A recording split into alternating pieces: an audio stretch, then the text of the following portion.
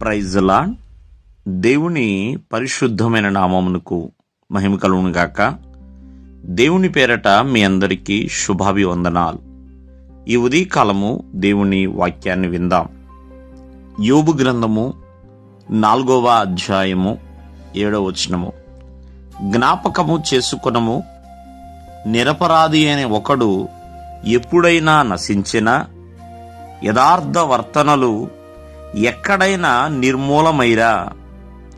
ప్రేమైన వర్లరా, యోబు స్నేహితుడైన ఎలీఫజు యోబుతో మాట్లాడుతున్నాడు. మరి తను మాట్లాడిన విధానం ఎలా ఉందో చూడండి. ఎప్పుడైనా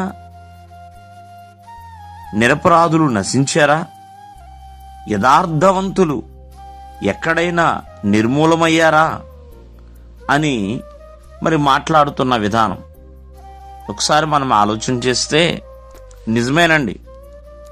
యథార్థవంతులకు శ్రమలు రావచ్చు, కష్టాలు రావచ్చు, ఇబ్బందులు రావచ్చు, కానీ వాళ్ళు నిర్మూలమవ్వరు. నిరపరాధులు అన్యాయమైన తీర్పులు పొందొచ్చు, ఎంతగానో ఇబ్బంది పడవచ్చేమో, కానీ నశించిపోరు. నిజమే, యేసుక్రీస్తు వారు నిరపరాధి, ఏ అపరాధము చేయని వాడండి.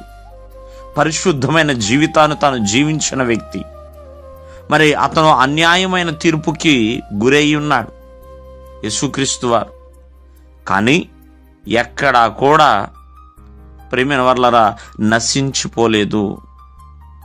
యేసుక్రీస్తు వారి జీవితం ఎంతో మంది ప్రజలకి రక్షణ, విడుదల, మారు మనస్సును కలుగజేస్తున్నాయి.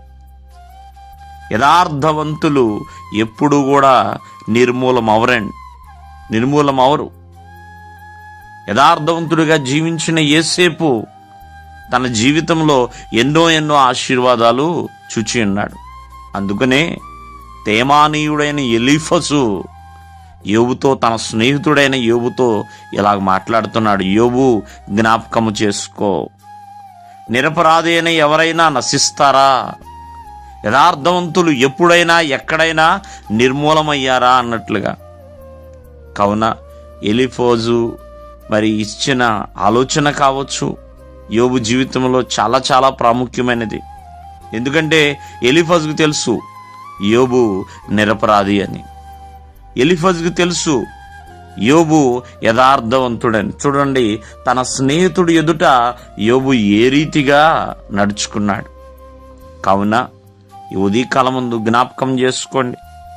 మరి మీ జీవితము మీకు తెలుసుండాలి, అలాగే మీ స్నేహితులకు కూడా తెలుసుండాలి. ఆ రీతిగా ఒక మాదిరి కలిగి జీవించాలి.